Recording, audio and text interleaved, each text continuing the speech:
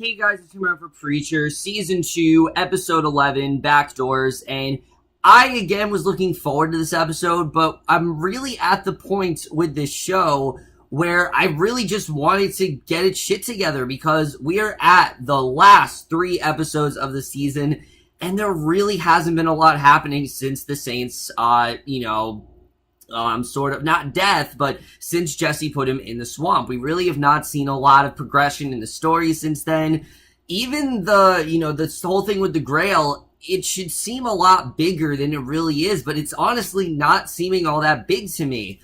And I will say, this episode was a bit of an improvement. This episode wasn't as meandering as the other ones, but we're still not really getting anywhere, and it's really starting to piss me off, I have to say. And I don't know where the show is going. The fact that it's episode 12 next week, and we're still kind of in the same place we've been all season, is just baffling to me. I don't understand why the show is so deliberately paced. And it's not even deliberately paced. It's more like they're just kind of slow to be slow because they don't know where the hell to take this story. But either way, let's just jump right into it. I did actually like the flashbacks in this episode. I think it actually gave more context to some of the actions that Jesse did this season, but we see near Angelville, men then crank a crate out of the swamp. They open it, they open the lid, and they take a boy inside. And a woman, Marie, asks what his name is, and he says that he's Jesse Custer, and Marie tells the men to put Jesse back over his objections, and then they lower the crate back into the swamp. So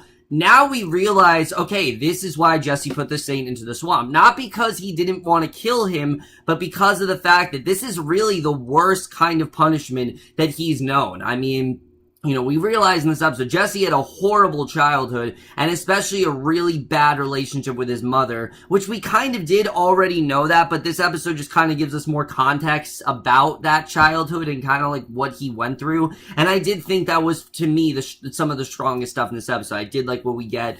Jesse and 2 of them watch his men remove the armored car from the swamp, and I did think that was a good cut. The way that was cut, and then seeing them remove the car. Tulip is furious that Jesse just locked the cowboy up. She thought all this time that he killed him, and he says that he lied to her. He says that he couldn't send another soul to hell, and assures Tulip that the cowboy won't get out. He's certain that there's no way he's gonna come back, and Jesse then peers in the rear windows. He opens the doors, water then pours out, but there's no sign of the cowboy. And again, just the fact that he's not there, obviously he's gone. It should feel like this big moment, but it doesn't. It's like, no shit, the cowboy was gonna back. McTavish has been in the credits even since his demise. So, I mean, obviously he's gonna come back. He's like the main villain of the comics in general and of this show. So the Saint is gonna come back in some way. So this doesn't really feel like that shocking of a moment because you knew he was gonna come back here. So Lara and Hoover then come to see Star. They report that Jesse and Tulip are driving back from the swamp, and Star is satisfied that Tulip saw the empty truck, and Lara asks if they can just kill Jesse, and the superior says that he's not a homosexual. And again, I thought there was some good dark humor here. Hoover apologized for hiring male prostitutes, and Hoover figures that he should prepare to die, but Star says that he needs them both alive for what is to come. He tells them that the Messiah is a moron, and he plans to replace the moron with Jesse and bring real control and order to the world. So Lara immediately agrees to this, and Star says that Jesse will soon agree because Star has what Jesse wants. And once she leaves, Hoover then apologizes about the mix-up and suggests that he's not the best person for the job, and Star agrees, but points out that Hoover is really the only one he has left. So he can't kill him because all he really has is Lara and Hoover. And again, it's a good moment, but we don't really know, like, why? Why is Hoover the only one left? Why is Lara the only one left? We don't really know. We don't know why these are the only ones left in charge. So again, this moment doesn't feel as big as a moment for Hoover as it should, mainly because we have not seen him struggled enough. I mean, all we got with Hoover in our flashback episode was that he was a guy that really wanted this job. He didn't want anyone to take orders from him. He wanted to take orders from, he wanted people to take orders from him, but he did not want to take orders from anyone else. So he, took the job position for himself. He pushed the superior out the window.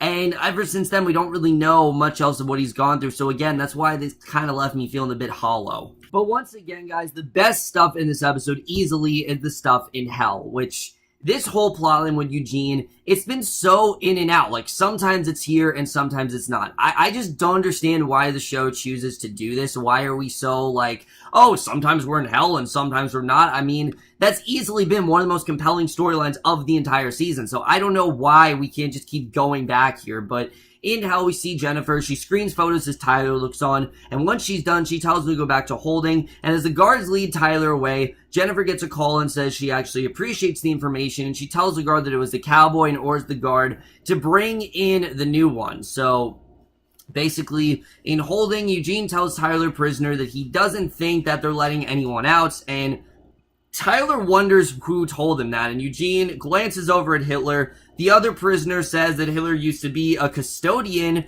and knows what they'll actually do. So Tyler concedes the point, and he then says that if it's their last night there, they should have some fun with the cavemen still trapped to the oven. And obviously, you know, it seems like they're going to get out of there, but you know that this might not actually work out. And again, this is all interesting, but this plot has been so in and out that I just don't even know what's going to happen at this point. You know, maybe we're not even going to get this in for the rest of the season. Maybe this is the last thing we're going to see of it in the season. It seems like the show is so scatterbrained with what story it really wants to tell that this story, while it should seem like a big one, doesn't feel as big because it's been so, like, in and out of focus all season.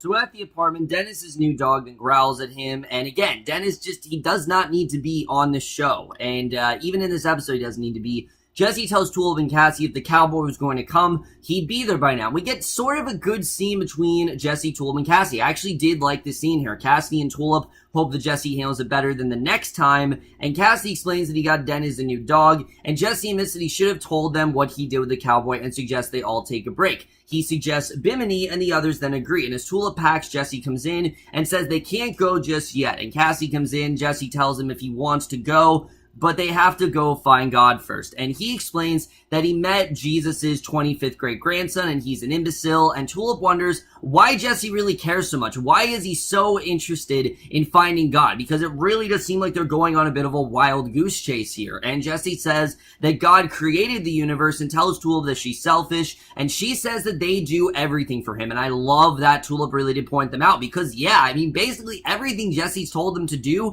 they have followed suit, and the dog keeps barking. Jesse snaps at Cassidy and stares at the dog, and after a moment, Jesse figures that it's about the dog and says that it's right under his nose, and he tells Jesse and Cassie that they have to go, but Tulip tells him that he has to go. You know, she's tired of him constantly, you know, telling them what to do because it hasn't done them any good, and they figure that the cowboy will come after him, not them, and Jesse walks out, which honestly was really smart because, yeah, the Saint of Killers is not after Cassidy and Tulip. He's after Jesse. The only reason Tulip got hers because she tried to fight off the cowboy, you know, from hurting Cassidy, and Tulip's very worried that's going to happen again. So now this PTSD is sort of making sense. I'm like, all right, now I can understand why Tulip's been so worried. There's always been this lingering fear that it's not over. Does it still justify this elongated plotline we have with Tulip? No, I still think it's really boring. I still think that it's gone on way too long at this point. But I can understand Tulip's point here. I really can understand this, and I did think this was a good scene. But Jesse then goes to the club where he met the man in the dog suit, Mad Dog, but no one's actually there. Again, just another dead end. I'm tired of these dead ends in this show. It's really annoying. Every time it seems like we're leading towards something like this happens. But Jennifer then screens the same photos with the 50s woman, and Tyler and Eugene take Hitler to Hitler's cell, and Tyler demands that he open it. Hitler removes a hidden lockpick and begs Eugene not to make him do it. Eugene insists. Hitler opens the door. They go into the cell and find themselves in the restaurant in Munch 1919, and again, you shouldn't feel for Hitler, but you really do. They do a really good job of actually kind of getting you to sympathize with him here. Elsa joins Hitler, and a Jewish customer bumps into Hitler. Hitler then glares them and apologizes. Elsa points out the gallery owner, Herman Honey, at a nearby table and says that Hitler should show his drawings to him. Gunfire then breaks outside. Elsa says that they're communists and should be exiled, and Elsa insists that Hitler go over. He walks over, asks if Herman would look at Hitler's paintings, and Herman says that Hitler's work lacks conviction and daring, and it's bloodless, and he hands the drawings back, makes it clear he doesn't want to see any more of Hitler's work, and Hitler then goes back to his table. He tells Elsa that he doesn't have it. She says that Hitler has to fight for what he wants in the world. Just as two drunken international workers come in, they smash up the string quarters instruments, and a gun then falls at Hitler's feet, and Elsa looks at Hitler, who picks up the gun. He walks over to the men. The leader turns to face him. He gives the gun back, and everyone looks away from Hitler in disgust, including Elsa, and she finally says that she was actually at the lake with an ambitious bicycle repairman, and she then walks out. So you get the sense this is probably like the worst time in Hitler's life, and the Jewish customer who bumped into Hitler, he gets plum cake. The waiter comes over, he tells Hitler that they're out of it for his order, even though Hitler ordered it first, and Hitler then glares at the man as he eats it. The machinery shuts down, and Tyler figures that Hitler became evil because he was embarrassed in front of Elsa and actually leaves with Eugene. And again, you shouldn't feel for Hitler in this scene, but I do. I really did feel for Hitler, and the show's doing a good job of making you feel for someone that you really shouldn't. And again, I think it's just because in hell, Hitler is not the worst. Yes, he's considered one of the worst men in the world, but in hell, in this, particular show, he's actually not the worst one there, and you honestly kind of do feel what he's gone through, and I did think that actually was really well done. When the show tries to give you a really tragic backstory, it handles it really well, and this is a very good example of that. So Jennifer then enters holding and has the guard unfasten the caveman, and Eugene then goes over to Hitler's bunk. He asks him if he started World War II because they were out of plum cake, and Hitler says Eugene won't understand. He finally says that that was the last day that he was good, and at the moment he just lost himself. He lost sight of who he really was, and Eugene asks if he'll still help him escape. Hitler says that there is a secret door, and Jennifer then takes Eugene away from his screening, and Hitler tells Eugene that he'll wait for him to return, and once they go, he gets up. He tells the prisoners he needs to do something for him. Tyler wonders what they should do, calling him plum cake, and Hitler screams that he's Adolf fucking Hitler, and that scene was awesome. I loved how in control Hitler really was, and again, I like how Hitler really is actually helping out Eugene here. I really do like seeing that. You wouldn't think that Hitler would be one of the heroes in this, plot line, but he really is, it seems. As long as he's not deceiving him. It doesn't seem like he is, but who knows at this point. But Tulip tells Cassidy that there's no sign of Jesse or the cowboy. Cassidy figures that they should go, and she figures that she knows where to go. Dennis then comes in, and Cassidy asks him what he did the night before. His son ignores him, and Tulip comes in with the cowboy's guns, says she's going to destroy them, and Lara is coming with her. Dennis tells Cassidy that he likes Tulip, and that he should make her a vampire like them, and Cassidy, shocked, tells Dennis to give him the dog, because obviously he doesn't want that to happen. He doesn't want Tulip to have the misfortune of having to live forever, but Dennis refuses. Cassidy repeats his request, and you really are seeing the rift between these two. But the more this goes on, the more it just feels tiring. It doesn't feel like, oh, we needed to keep Dennis alive. It feels like the only reason Dennis is still alive in the show is so Cassidy can have a plotline going on, and it just doesn't feel that necessary anymore, unfortunately. But Jesse then goes to Star's office. He asks if he knew God was Mad Dog, and Star says that he didn't, and Jesse figures that God sent him a test, and Jesse said that he told God that he wasn't what he wanted, and Jesse's surprised when Star says it's a possibility. He talks about how he heard rumors that God was becoming disenchanted, and Star asks if Jesse really wants God back in his current state, and Jesse insists that he does, but Star tells him that what he truly wants is forgiveness for killing his father, and he brings out a backup tape system to make sure that no important prayers fell through the cracks, and Star plays a tape of Jesse's prayers. So I thought this was a good scene, the way that Star's kind of using this against him, and he's trying to, again, kind of distract him from the main goal, but again, it just feels kind of like they don't really know where they're going here. But Tulip and Lara then take the guns to a metal forge. The owner, Myron, can't get the guns open to remove the bullets. Tulip tries to fire a gun at the barrel, but Lara offers to give Myron oral sex if he'll melt down the pistols. She then threatens to claim that Myron forced her or called his brother into the police force, and tells him that Myron's running an illegal operation, and Lara advises Myron to melt down the guns regardless. And later, Lara tells Tulip that she can't believe that Jesse actually did lie to her, and Tulip says that Jesse has her reasons, and that Jesse would never punch a woman in the face, and Lara asks Tulip where she thinks Jesse is, and Tulip admits that she probably should have gone with him, and she figures that Jesse can handle the cowboy. The owner takes the guns out of the forge and reveals that they actually haven't melted down, and they're not even hot, so clearly this is a problem. We don't know what's going to happen here, but Eugene then watches the videos. Jennifer watches the readings. The guard then says that she should switch the monitor to holding, where the prisoners are singing, and Jennifer and the guard go in. They demand an explanation. Hitler then slips past them. He goes into the office. He tells Eugene it's time to go. He opens a manhole in the floor. Eugene says that he can't. Hitler promises that he'll be with him. He shoves him into the shaft and slides down after him. So again, we don't know if Hitler actually is going to help out Eugene, or if he's just going to make things a lot worse for him. Who knows where he's actually taking him. We have to assume that Hitler is trying to free Eugene, because there has to be some sort of end goal for the story. It's been going on for so long. Look, I like the story, but it just feels like it's been going on and on and on. There has to be some sort of an end goal. I think this might be it, but at the same time, I'm not sure because of how meandering everything else has felt this season.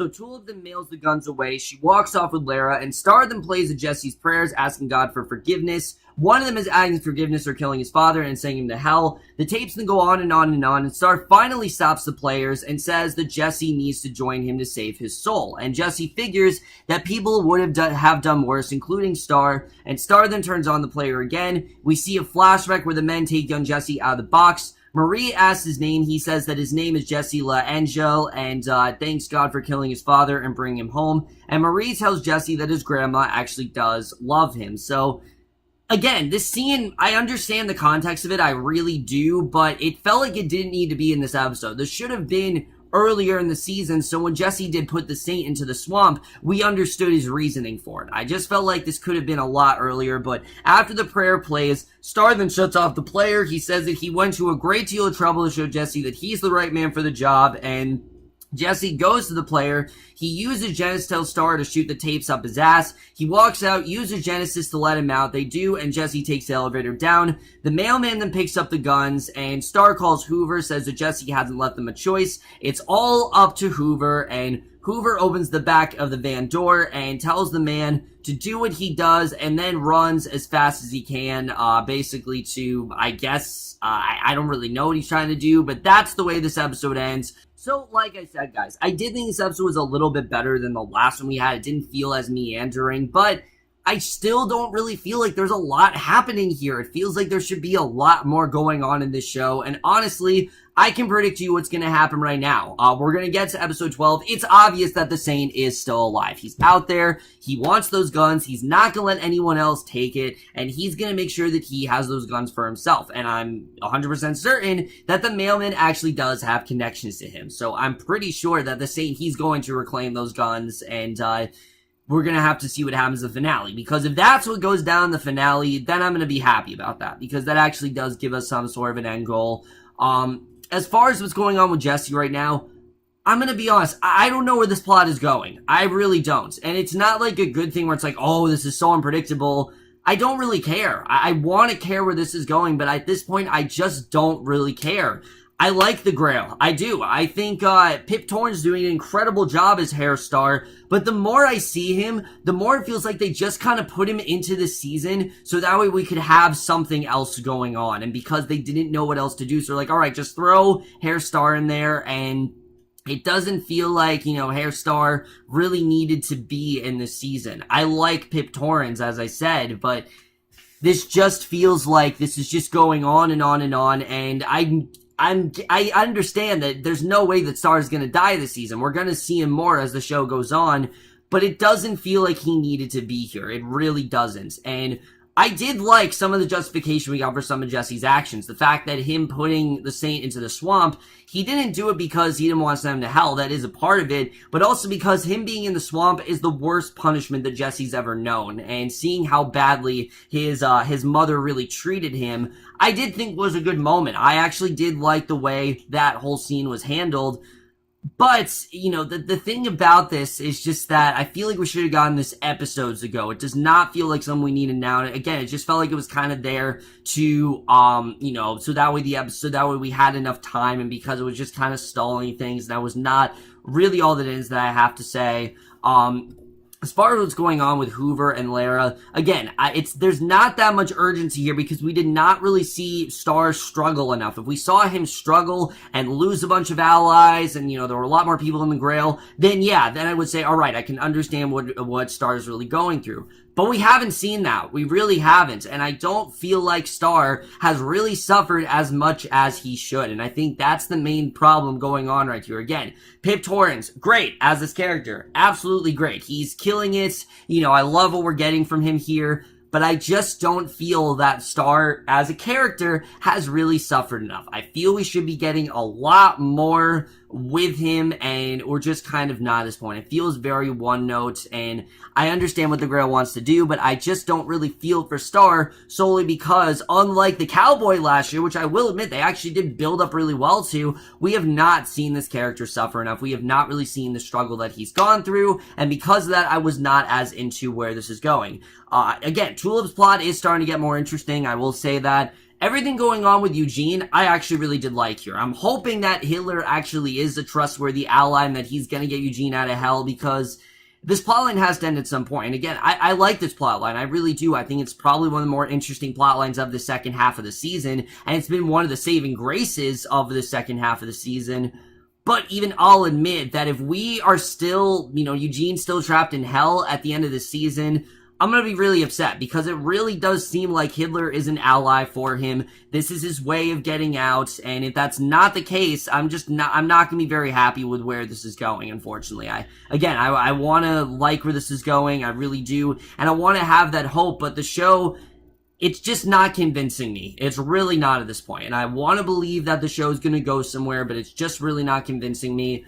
Overall, guys, I did enjoy this episode. I did. There were things I really did like about it. I like the Tulip and Cassie are starting to see they can't really trust Jesse. I do like seeing Eugene and Hitler get out of hell, but it just feels like the show is really meandering. And we're on episode 12, and there's still really not a lot happening here. I don't know where we're headed for the last two episodes. They said there's gonna be like some big game-changing twist, and unless something really big happens in episode 12, bullshit. I just don't really see that happening this season. I don't know where we're really headed. And it's real simple, guys. If the next two episodes don't really hook me in, I might be done with the show. I really might, because I just don't know where the show's really headed. And there's just better things to watch at this point. Overall, guys, I did enjoy this episode, and I am going to give Preacher Season 2, Episode 11, Backdoors, a B. So overall, guys, doing this episode of Preacher. Let me know what you guys thought of this episode overall. Left your thoughts. And again, I do like some places this episode is going, but it just feels very plotless, and it doesn't really seem like the show has an idea of where it really wants to go for the rest of the season. And the fact that we're on episode 11 and we're still, the same things are still happening, it's just really starting to piss me off. But that's it for my review. Hope you guys enjoy it. We'll see you guys in my next video, which will be for the Defenders, and we'll see you guys for that. Okay, bye.